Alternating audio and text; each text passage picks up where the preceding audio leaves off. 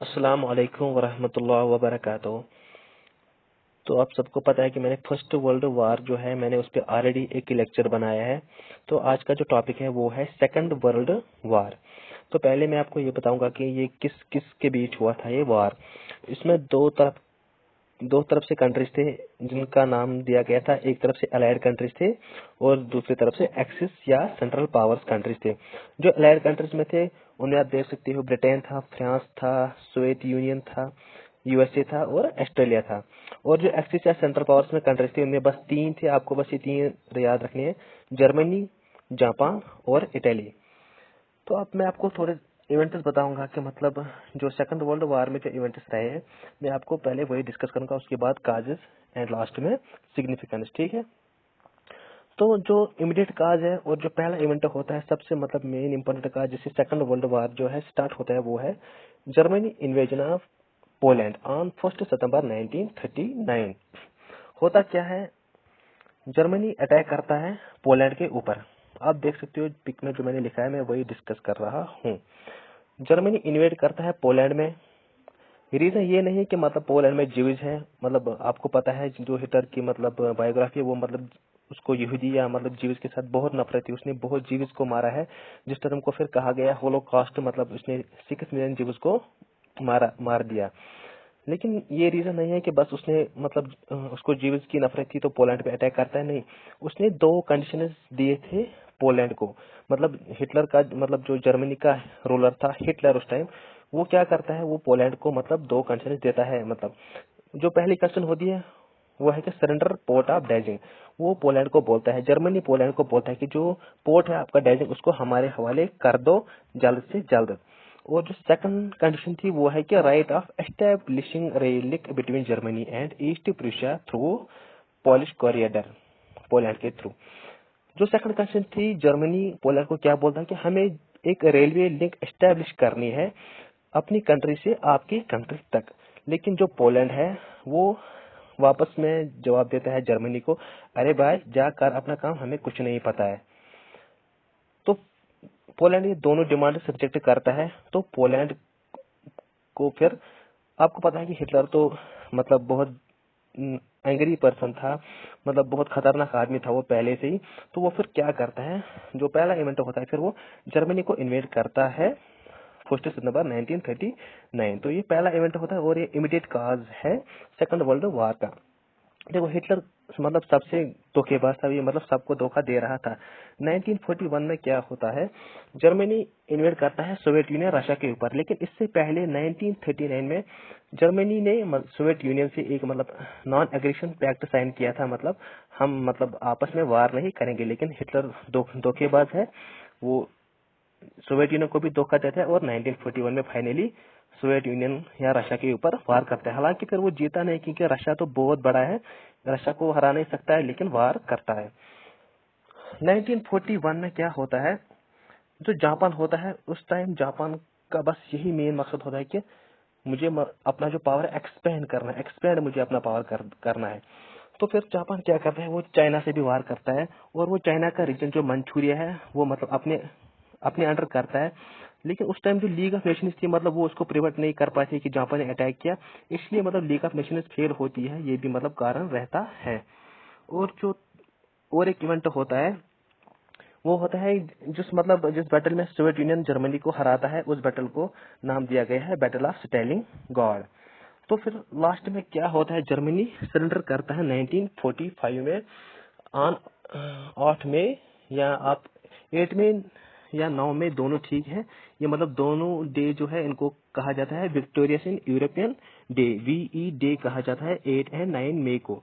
तो फिर जो लास्ट इवेंट होता है सेकंड वर्ल्ड वॉर में वो क्या होता है, यूएसए मतलब जो एटॉमिक बम ड्रॉप करता है जापान के ऊपर। जापान में जो दो सिटीज होती है हिरोशिमा एंड नागासाकी। तो हिरोशिमा के ऊपर जो बम होता है फेंकता है उस बम का नाम होता है लिटिल बॉय। और जो नागासाकी के ऊपर फेंकता है 9 अगस्त को, उस बम का नाम होता है फैट मैन। तो ठीक है, अब जो हम काजेस देखते हैं मतलब कौन सी काजेस रहे हैं सेकंड वर्ल्ड वार में, जिससे मतलब जो सेकंड वर्ल्ड वार है स्टार्ट हुआ।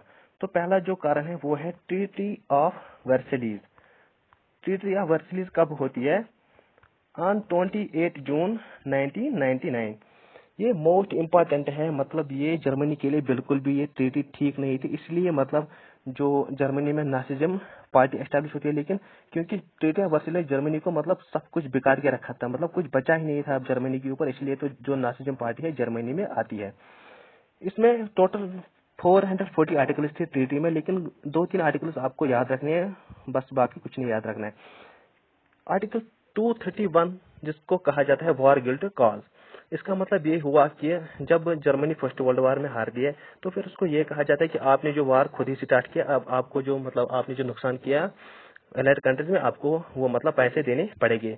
तो फिर वो जर्मनी तो नहीं उतने पैसे लाता, लेकिन उसको अमेरिका हेल्प करता है, वो उसको लोन देता है, बोलता है कि बाद में मुझे फिर लोन बाई वापस करना, लेकिन आज मैं तुम्हें मदद करता हूँ, तो ठीक है।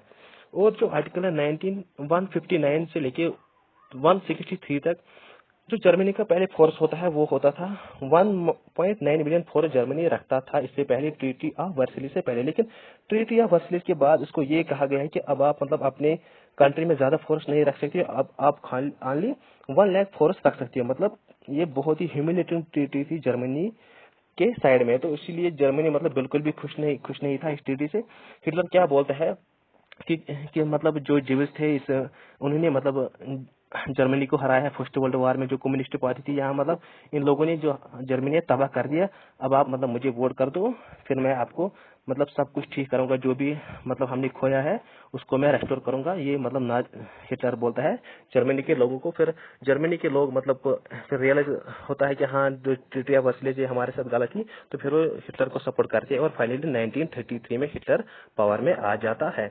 इससे पहले जर्मनी में कौन सी डेमोक्रेसी थी? जब वर्ल्ड वॉर खत्म होता है 1918 में, तो फिर जर्मनी में 1990 से लेकर 1933 तक वीमार रिपब्लिक मतलब जो डेमोक्रेसी का नाम होता है वो होती है जर्मनी में, और 1933 से लेकर 1945 तक नाजिस्ट पार्टी होती है। और जो एक कारण है वो है जापान एक्सपेंशन, जो मैंने आपको पहले ही बोला। देखो क्या होता है, जापान अटैक करता है सेकंड वर्ल्ड वॉर में, पहले यूएस नहीं होता है किसी के साइड में, मतलब वो एक अलग होता है, मतलब उसका मतलब इन्वॉल्वमेंट नहीं होता है सेकंड वर्ल्ड वॉर में।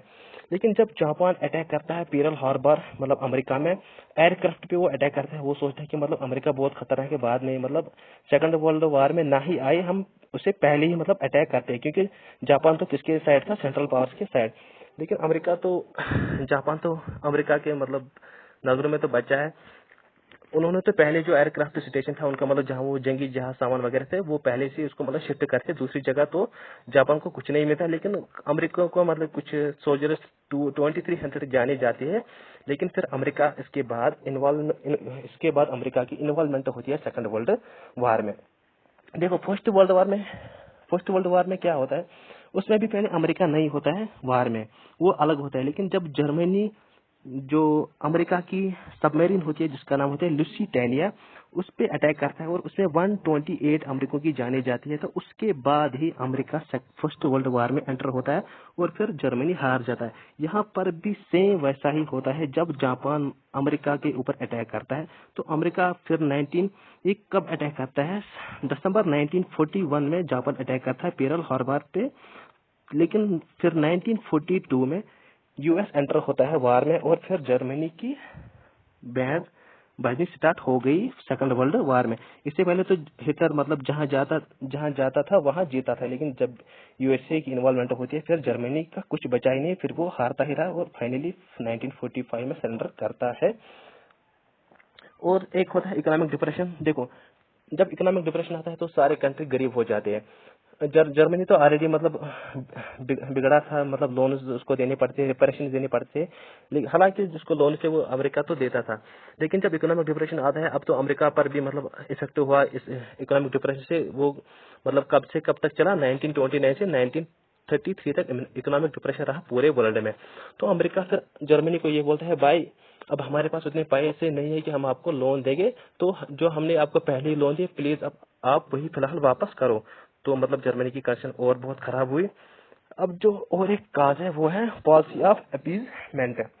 पॉलिसी ऑफ अपीजमेंट का मतलब ये है कि जो हिटलर अब पावर आया फाइनली 1933 में जर्मनी में, तो वो मतलब क्या करता है, जो भी मतलब जर्मनी ने खोया था टेरिटरी ऑफ वर्सली में मतलब फोर्स ज्यादा नहीं रख सकता है, एयर फोर्स ज्यादा नहीं रख सकता, नेवी ज्यादा नहीं रख सकता, उसने सबको बढ़ा देना शुरू किया। लेकिन ब्रिटेन और फ्रांस चुप था।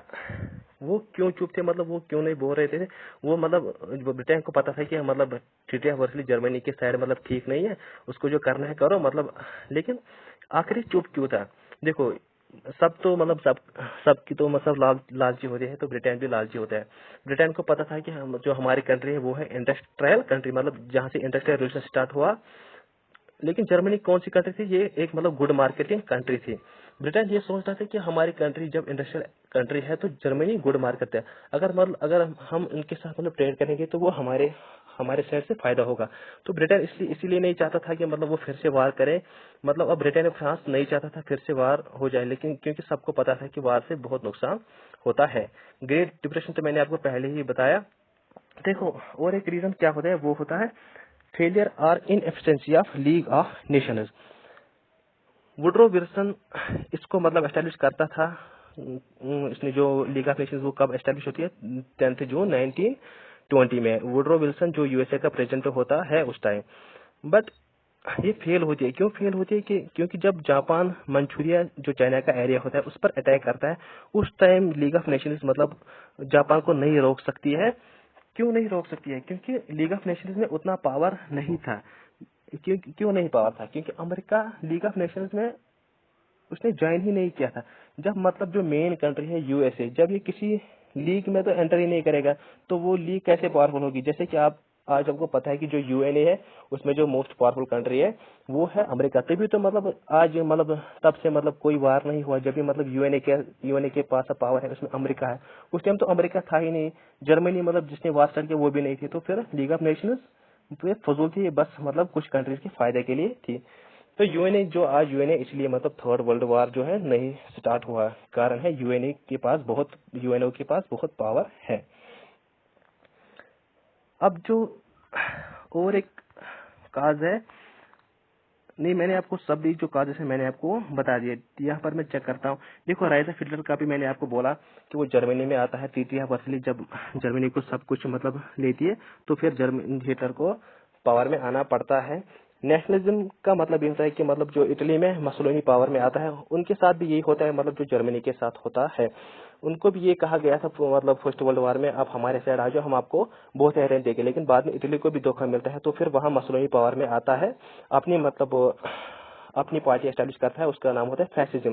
देखो, फैसिज्म और नासिज्म ये मतलब एक ही, मतलब इनका बस एक ही आइडियोलॉजी थी, मतलब डिक्टेटरशिप, मतलब ओनली वन रूलर। मतलब यहाँ डेमोक्रेसी नहीं चलेगी, जो भी करेगा खाली एक रूलर करेगा, मतलब डेमोक्रेसी कुछ नहीं कर दी है। इनकी बस यही आइडियोलॉजी थी। और ये भी कहा रहा था डेमोक्रेसी, जो मतलब अलाइड कंट्रीज थे ये मतलब किसको सपोर्ट कर रहे थे? डेमोक्रेसी। लेकिन जो एक्सिस या सेंट्रल पावर्स के साथ कंट्रीज थे वो डिक्टेटरशिप को सपोर्ट कर रही थी। तो अब जो मैं लास्ट में कुछ कॉन्सिक्वेंसेस है सेकंड वर्ल्ड वॉर के। देखो, division of world in two blocks, USA and USSR.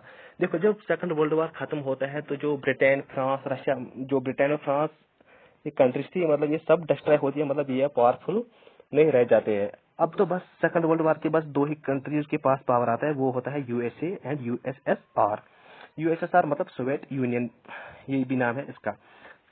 USA किसको सपोर्ट करता है? कैपिटलिस्ट। और यूएसएसआर किसको सपोर्ट करता है? कम्युनलिज्म। तो यही रीजन है कि कोल्ड वर्ल्ड वार जो है वो स्टार्ट हो जाता है, क्योंकि यूएसए और यूएसएसआर में आइडियोलॉजिकल डिफरेंसेस थी। एक को कैपिटलिस्ट मतलब सपोर्ट कर रहा था और दूसरा कम्युनलिज्म को सपोर्ट कर रहा था। और यही रीजन रहता है हमारा जो कोल्ड वर्ल्ड वार स्टार्ट हो जाता है। सेकंड जो कॉन्सिक्वेंस है वो है वेव ऑफ डेमोक्रेटिक चेंजेस। देखो, सेकंड वर्ल्ड वार के बाद क्या होता है, मतलब बहुत सी कंट्रीज मतलब आजाद हो जाती है। जैसे कि सेकंड वर्ल्ड वार के बाद जो हमारी कंट्री इंडिया है ये भी मतलब अचीव इंडिपेंडेंस करती है। किस कंट्री से? ब्रिटेन कंट्री से। देखो, 1945 में तो सेकंड वर्ल्ड वार खत्म हो जाता है ऑन 2 अक्टूबर 1939। ऑन 2 अक्टूबर 1945 जो second world war officially and हो जाता है और इंडिया 1947 में इंडिपेंडेंट होता है। End of colonialism. देखो, पहले क्या होता था, मतलब जैसे कि ब्रिटेन ने इंडिया में अपनी कॉलोनी बिछाई थी, ब्रिटेन ने मतलब अमेरिका में कॉलोनी बिछाई थी, लेकिन अब ऐसा नहीं चला था। अब कॉलोनीज का पावर मतलब टोटली कोलैप्स हो गया था सेकंड वर्ल्ड वॉर के बाद में। इसके बाद मतलब कोई कॉलोनी नहीं ब्रिटेन ने कहीं बिछाई, तो इनका पावर जो है वो डिस्ट्रॉय हुआ। और जो कॉन्सिक्वेंस वो है कि यूएनओ यूनाइटेड नेशंस ऑर्गेनाइजेशन कब एस्टेब्लिश होता है 24 अक्टूबर 1945। इसका काम ये है कि मतलब ये जो मतलब प्रिवेंट करता है फर्दर वार्स को, मतलब अब जो मतलब वार्स ना हो जाए ये उसी को प्रिवेंट करता है, इसलिए के उसी के लिए मतलब बनाया गया था ये, मतलब वार से प्रिवेंट करे। जैसे कि जो लीग ऑफ नेशन जब वो फेल होती है, वो वार को प्रिवेंट नहीं कर पाती है, तो फिर यूएनओ एस्टेब्लिश होती है। फर्स्ट वर्ल्ड वार के बाद कौन सी लीग होती है, वो है लीग ऑफ नेशंस। और जो सेकंड वर्ल्ड वार के बाद लीग आती है उसका नाम होता है यूएनओ यूनाइटेड नेशंस ऑर्गेनाइजेशन। और एक कॉन्सिक्वेंस वो क्या है, वर्ल्ड बैंक। 1944 में ब्रिटेन कॉन्फ्रेंस में वर्ल्ड बैंक एस्टेब्लिश हो जाता है। ये मतलब क्या करता है, प्रोवाइड करता है लोन को, जो पुअर कंट्रीज है उनको ये लोन देता है। और एक कॉन्सिक्वेंस क्या है, वो है आईएमएफ इंटरनेशनल मॉनेटरी फंड। 1944 में ये भी एस्टेब्लिश हो जाती है। इन दोनों का, वर्ल्ड बैंक एंड आईएमएफ का जो हेडक्वार्टर है वो है वाशिंगटन डीसी में। आईएमएफ का काम क्या है कि ये इकोनॉमिक ग्रोथ को सस्टेनेबल करता है, और क्या करता है कि reduce poverty around the world करता है। तो ये कॉन्सिक्वेंस रहे। आई होप कि आपको समझ आया होगा सेकंड वर्ल्ड वार पूरा लेक्चर। तो थैंक यू, अल्लाह हाफिज।